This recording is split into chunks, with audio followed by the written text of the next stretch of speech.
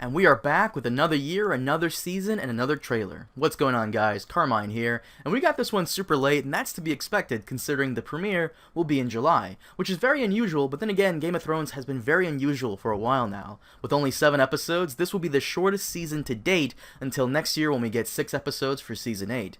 As for this trailer, it did what it was supposed to do. Give us the hardest boners we've ever had, and it delivered on that.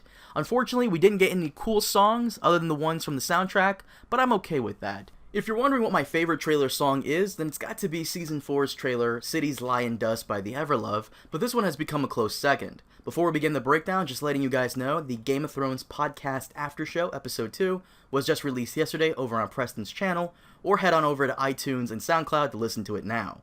Links are in the description below. Now let's get to it. So the first few scenes we get from this trailer are of Cersei, listing off that their enemies are coming from all sides. Jon in the north, Euron in the west, Dany in the east, and the dreaded Tyrells and Sand Snakes in the south.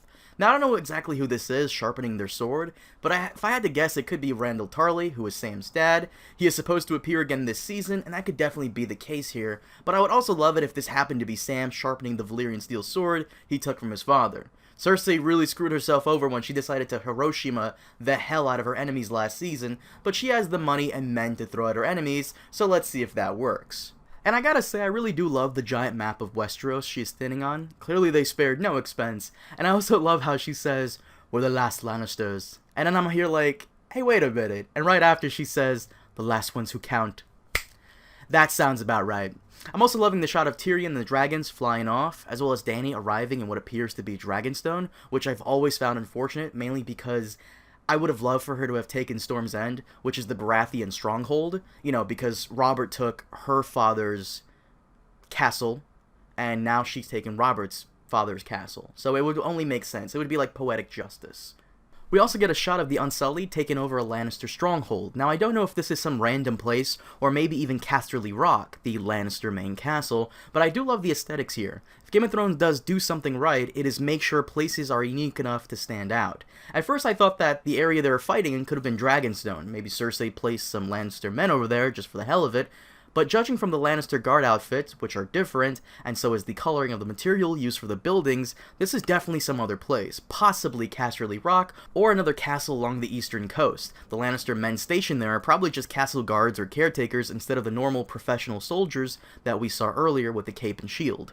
Then we head on over to the north. Jon, Brienne, and Sansa are all meeting with the other lords, probably to divide up the spoils and deal with the wildlings. They were a major factor in the previous battle, so they're going to want some lands to settle, and rightfully so. We also have my favorite character, Peter Baelish, doing what he does best, being shady, but it looks like Jon gets tired of his shit. Even though he was a big part in rescuing the North, I don't think him scheming like this so far from home is a good idea. We also get a brief glimpse of Theon, and judging by this scene here, he's probably getting caught up in some fighting between the fleets of his sister Yara and his uncle Euron. Unfortunately, it's a nighttime battle, which always annoys me, mainly because I have difficulty seeing certain things when it's on screen in the night. For some reason, Game of Thrones has never had the hang of making nighttime battles visible enough for me, like other shows and movies, so I'll be turning up the brightness on this part. I don't know if this is an issue for anybody else, but I can't be alone in this. But I am happy that we're finally getting ship-to-ship combat, which is something we've been lacking in the show. And no, the Battle of the Blackwater and Slaver's Bay does not count.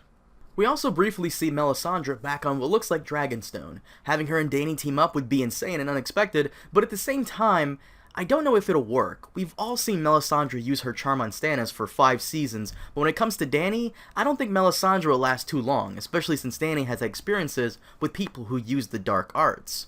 Not only that, but where the hell is Kinvara? Did they really just leave the Red Priestess back in Meereen? I mean, if they did, that's fine, but we've never seen 2 Red Priestesses in the same room together, and I'd love if they could team up too. Mainly because they're both hot and I love them, but it would be cool too. Yeah. Here we get to see Arya, and it looks like she's heading north, and judging by those newly released pictures we got recently, she does make it to Winterfell. I am excited for a Stark reunion, mostly with her and Jon Snow. But this is a question for you guys. Do you feel like Arya's storyline is basically over? I doubt we're gonna get her killing any major characters, and against the White Walkers, there's just no way she can be much help. I don't know, I just feel as though Arya has nothing else to do, and we know how the writers are in regards to making stuff up for people to do, so I'm worried, but let me know your thoughts. We also get a look at Davos, who, once again, in every trailer, is warning everyone about the living and the dead and how we all must come together to face this threat. It's like his job at this point, to warn us about the coming doom and banding together to fight the evil Sauron, to stop the Death Star from destroying Narnia, or something, I don't know. At this point, I really do feel like Davos is being misused, and they don't know what to do with him, but hopefully he finds Gendry and tries to restart House Baratheon. That's really what I want from him.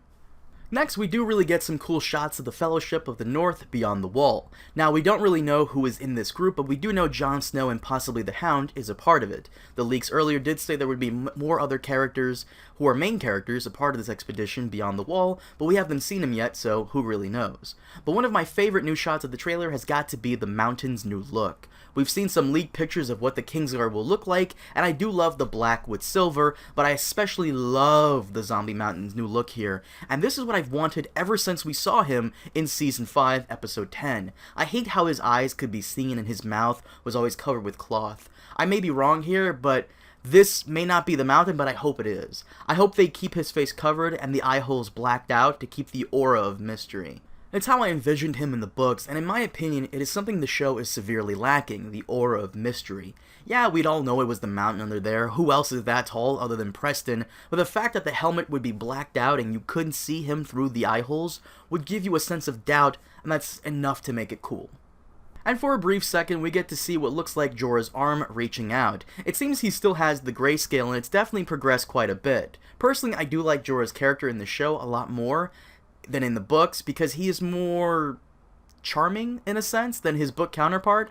I wouldn't want him to die, but I can see it happening in the season finale or in season 8 at some point. And this next scene really annoys me because I don't know why, but Arya is still around and is making out with Yara, which why? Oh my god, she does not need to be on this show as much as she is. In the books, Arya doesn't nearly appear as much post Oberyn's death as she does in the show. It really does make YouTuber The Dragon Demand, it makes his argument about the showrunners having a big crush on the actress a reality now. Because they do try to push her whenever possible for some reason, even though the Sand Snakes and arguably Doran Martell should have had better material and more stuff to do.